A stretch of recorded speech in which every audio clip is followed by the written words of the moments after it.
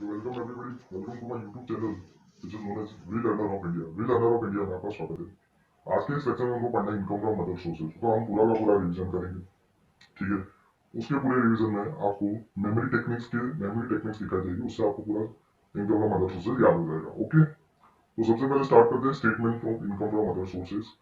उसमें क्या करना है, तो कि उसमें एक शॉर्टकट है, तो कि DW रामू फकीर जी, DW, D for dividend, W for winnings, Ramu Ramu के नीचे आर आपको 3 बार दिखेगा, एम 2 बार दिखेगा और एफ 2 बार दिखेगा, बराबर। तो कि ये याद रखना, क्योंकि D stand for dividend income. अगर मेरे को डिविडेंड इनकम हुई है, अगर इंडिया से हुई है, तो ये पूरी की पूरी एग्जाम हो जाएगी 1034 के अंदर। अगर फॉरेन कंपनी के पास से मिलती है, कोऑपरेटिव सोसाइटी के पास से मिलती है, तो ये फुल्ली टैक्सेबल, ठीक है। इतना है। उसके बाद जो पॉइंट आता है वो है W, winnings from lottery, gambling, batting. तो जो भी विनिंग्स होती है वो फुल्ली की फुल्ली टैक्सेबल होगी। फिर आता है DW रामू, रामू का R Singh for rental income. तो क्या रेंटल इनकम्स, तो जो भी रेंट होता है सब लेटिंग से रेंट में इनकम होती है। जैसे कि मैंने इस प्रॉपर्टी का ओनर हूँ, मैंने रेंट पे किसी को दिया, तो कि मेरी जो इनकम होगी वो मेरी इनकम फ्रॉम हाउस प्रॉपर्टी होगी, because I am the owner of the property. लेकिन अगर वो बंदा मेरी प्रॉपर्टी जो मैंने उसको भाड़े पे दी है वो किसी और को दे रहा है रेंट पे, तो उसको जो रेंट इनकम होगी, क्या उसकी वो इनकम फ्रॉम हाउस प्रॉपर्टी होगी? तो कि नहीं, because he is not the owner of the property, he's just subletting the property. So okay, his income will be taxable under the head income from other sources. बराबर। फिर rent from assets other than house property, तो क्या house property के अलावा भी अपन के अंदर assets देते हैं, फर्नीचर, लैंड, वो सब, तो क्या वो भी टैक्सेबल होगा income from other source. Composite rent, composite मतलब हाउस प्रॉपर्टी का भी रेंट, assets का भी रेंट, तो फिर दोनों का अपन मिला है। आर ए, रामू का ए स्टैंड्स फॉर एग्रीकल्चर इनकम। अगर एग्रीकल्चर इनकम मेरे को इंडिया से हुई तो पूरी की पूरी एग्जाम 10-1 के अंदर, otherwise then it is fully taxable, बराबर। M stand for receipts of MP, MLA, MLC, member of parliament, member of legislature assembly, member of legislature council. तो उनको जो भी सैलरी मिलती है वो फुल्ली टैक्सेबल, और जो भी डेली अलाउंस मिलते हैं वो exempted under section 10 sub section 10 17। Ramu का एम, एम दो बार है, तो फिर दूसरा M income of a minor child, minor child की जो भी इनकम हुई टैक्सेबल, लेकिन एग्जेम्प्ट है 1500, 1500 पर मंथ पर माइनर चाइल्ड एग्जेम्प्ट है। एक माइनर चाइल्ड को 1500 का एग्जेम्पशन दिया जाता है अंडर सेक्शन 1032। रामू का you, you stand for income from UTI mutual fund. जो भी यूटीआई म्यूचुअल फंड्स की जो भी इनकम होती है, तो वो पूरी की पूरी एग्जेम्प्ट है 1035 के अंदर। फिर फकीर, फकीर का F stand for fees received by director for attending board meeting. जो भी डायरेक्टर को फीस दी जाती है बोर्ड मीटिंग अटेंड करने के लिए, तो ये वो पूरा का पूरा टैक्सेबल। दूसरा है family pension received by the on the death of employ. Family pension मिली on the death of employ के डेथ पे जो भी फैमिली पेंशन मिलती है फैमिली को, तो क्या वो पूरी की पूरी टैक्सेबल। उसमें कुछ एग्जाम्पशन दिया हुआ है जो अपने बाद में पढ़ेंगे। अवार्ड्स, बराबर। फकीर का ए स्टैंड फॉर अवार्ड्स, तो क्या अवार्ड जो भी मिलता है अगर गवर्नमेंट के पास से मिले तो 1017 के अंदर पूरे के पूरे एग्जाम हो जाएंगे। फ्रॉम अदर्स तो क्या फुल्ली टैक्सेबल रहेंगे, बराबर। फिर फकीर का की मैन इंश्योरेंस पॉलिसी, जो भी की मैन इंश्योरेंस पॉलिसी में जो हमको मिलती है, बराबर, हमारी मेच्योरिटी भी की मैन इंश्योरेंस पॉलिसी की मेच्योरिटी पे जो भी अमाउंट मिलती है, तो क्या इनकम फ्रॉम अदर सोर्सेज। अगर कंपनी को मिली है तो क्या पीजीबीपी में जाएगी, अगर एम्प्लॉय को मिली है तो क्या सैलरी में आएगी, बाकी किसी को मिली है तो इनकम फ्रॉम अदर सोर्स में आएगी। और याद रखना कि जो भी लाइफ इंश्योरेंस पॉलिसी की मेच्योरिटी पे जो भी अमाउंट मिलती है वो एग्जाम के अंदर सेक्शन 10 बाकी का स्टैंड फॉर इंटरेस्ट इनकम, जिसके हम नोट 1 आगे पढ़ेंगे। फिर आती है रॉयल्टी इनकम, तो अगर जो भी रॉयल्टी इनकम हो तो fully taxable income from other sources में, और देखिए उसका कुछ डिडक्शंस दिया जाता है, वो डिडक्शन चैप्टर में देखेंगे। गिफ्ट्स, जो भी गिफ्ट्स है उसके लिए हम नोट 2 देखेंगे, बराबर। सो इतना था हमारा स्टेटमेंट, DW रामू फकीर जी। आई होप सबको याद हो गया होगा।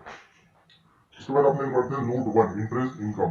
सो कि इंटरेस्ट इनकम में हमने 2 कैटेगरी करी है, एक है Ganpat PKRC, Ganpat GNPT, Ganpat PK RC S, बराबर। सो कि ये जो भी सिक्योरिटीज है ये एग्जाम्प्ट है सेक्शन 1011, 1011A, 1015 के अंदर, और बाकी जो भी सिक्योरिटीज होगी वो फुल्ली टैक्सेबल रहेगी। सिक्योरिटी मतलब इन सिक्योरिटीज में जो भी इंटरेस्ट मिलेगा वो फुल्ली टैक्सेबल रहेगा। अभी हम पढ़ेंगे गणपत PKRC की कौन सी एग्जाम्प्ट है। जो एग्जाम्प्ट है उतना ही याद रखना है, बाकी कोई भी इंटरेस्ट का नाम दिया हो, कोई भी सिक्योरिटी का नाम या फुल्ली टैक्सेबल। गणपत का G stand for gold deposit bond 1999। अगर आपको कोई भी interest income gold deposit bond 1999 से हो रही है, तो ये वो फुल्ली की fully taxable exempt, sorry exempt रहेगी, बराबर। And same for national plan certificate, क्योंकि नेशनल प्लान सर्टिफिकेट कोई भी इंटरेस्ट इनकम होगी exempt. Post office saving bank account maximum 3500 per annum. Post office saving bank account में से जो भी इंटरेस्ट इनकम होती है वो एग्जाम्प्ट है, लेकिन maximum 3500 per month per annum, ठीक है, 3500। ट्रेजरी सेविंग डिपॉजिट सर्टिफिकेट, 12 तक का थी। ट्रेजरी सेविंग डिपॉजिट सर्टिफिकेट जो भी इंटरेस्ट इनकम होगी एग्जाम्प्ट। तो G stand for gold deposit for 1999, N stand for national plan certificate, P stand for post office saving bank account, then P stand for treasury saving certificate, okay। Then PK public provident fund, वो 10-11 के specified section है, 10-11 के अंदर public provident fund की interest income exempt है। K stand for concurrent railway corporation bonds, तो ये वो भी एग्जाम्प्ट है। आरबीआई बॉन्ड्स तो कि वो भी exempt RBI relief bond C for capital investment बोलते कि वो भी एग्जाम नहीं। लास्ट में है सुकन्या समृद्धि अकाउंट स्कीम जो 10, 11, 8 के अंदर एग्जाम है।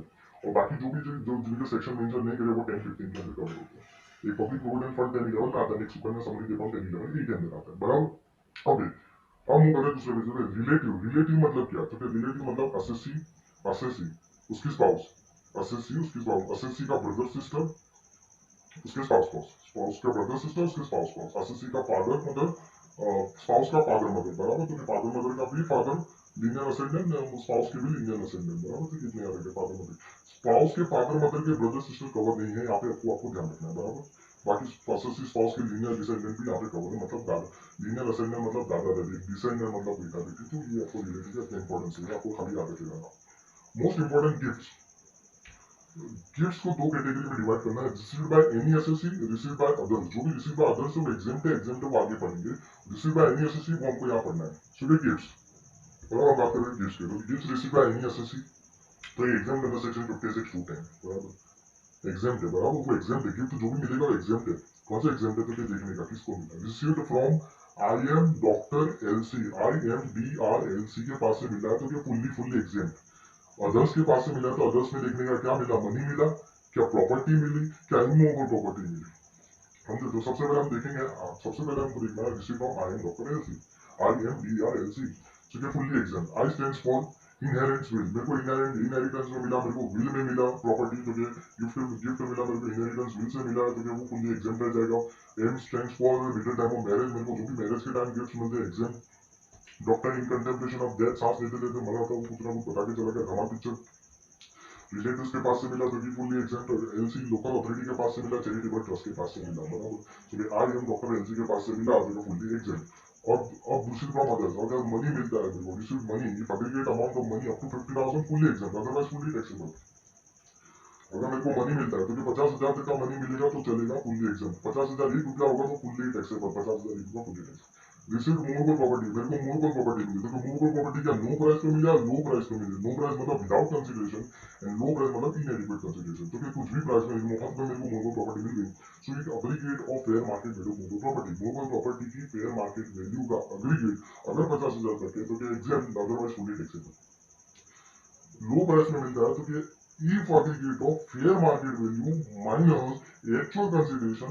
लो प्राइस मतलब मैंने कुछ पे किया होगा, तो जो भी फेयर मार्केट वैल्यू होगी और जो भी मैंने पे किया होगा उसको माइनस करके जो भी वैल्यू बची, मतलब उसको मैंने पे नहीं किया है तो वो गिफ्ट की तरह ट्रीट होगा। और अगर 50,000 तक होगा तो fully exempt, otherwise fully taxable. Received immovable property, देखिए नो प्राइस लो प्राइस, तो स्टैम्प ड्यूटी वैल्यू कंसीडर करी जाती है इमूवेबल प्रॉपर्टी में। तो अगर स्टैम्प ड्यूटी वैल्यू 50,000 तक तो फुल्ली टैक्सेबल। अमेंडमेंट कहाँ आया तो यहाँ आया, जब इमूवेबल प्रॉपर्टी लो प्राइस में मिलती है मतलब कुछ ना कुछ मैं पे कर रहा हूँ, तो stamp duty value minus actual cost जो मैंने पे किया और जो भी डिफरेंस आएगा वो अगर 50,000 तक है तो फिर fully exam, otherwise fully exempt taxable. ऐसा था, अभी कैसा हो गया 50,000 तक तो है ही, और 5% ऑफ कंसिडरेशन मतलब जो भी मैंने जो पे किया है, बराबर, कंसिडरेशन जो भी एक्चुअल कॉस्ट है उसका 5% या तो 50,000, उसमें से जो भी लोअर हो तो fully exam, otherwise fully taxable. Movable property मतलब क्या? तो कि मूवेबल प्रॉपर्टी मतलब shares of the company, securities, jewellery, टप्सा, drawing, sculpture, art, mobile, archaeological bullions, बराबर। Expenses, expenses allowed is deduction to section 57। Taxable income deduct for expenses, exempt income ignore for expenses, winning income है ignore the expenses, family income है तो उसमें मैंने बोला था तो अपने आगे देखेंगे। तो हमने यहाँ देखेंगे 1/3 ऑफ पेंशन रिसीव और maximum 15,000 whichever is lower is exempt। Interest receive on compensation from government तो 50% इंटरेस्ट देगा, गवर्नमेंट के पास जो भी कंपनसेशन मिलेगा वो 50% सीधा एग्जाम कर देगा। अब आ रहा है डिम्ड डिविडेंड की, तो डिम्ड डिविडेंड सेक्शन 222 में कवर होता है। तो कि कोई भी क्लोजली हेल्ड कंपनी लोन देती है किसी शेयर होल्डर को जिसकी होल्डिंग सिक्योरिटीज 10% या उससे ज्यादा है तो उसको मान लिया जाएगा डिम्ड डिविडेंड। अब इसमें टैक्सेबिलिटी कैसे देगी? तो taxability in lines of shareholders is limited to accumulated profits of closely held company. तो ये शेयर होल्डर्स के हाथ में टैक्सेबिलिटी जो रहेगी वो लिमिटेड रहेगी, लिमिटेड है up to accumulated profit of the company. माने लोन दिया शेयर होल्डर्स को 5 लाख का, अक्यूमुलेटेड प्रॉफिट है कंपनी का 4 लाख का, टैक्सेबल इन तो शेयर होल्डर 4 लाख की टोटल प्रॉफिट 4 लाख है, तो 4 लाख तक टैक्सेबल होगा ना, बाकी का थोड़ी टैक्सेबल होने वाला। क्योंकि corporate dividend exact service review on dim dividend the section 2 category that is 4 lakh. ये तो 4 लाख की जो उसकी टैक्सेबिलिटी है उसको कॉर्पोरेट डिविडेंड टैक्स बनना है कैलकुलेट 30%।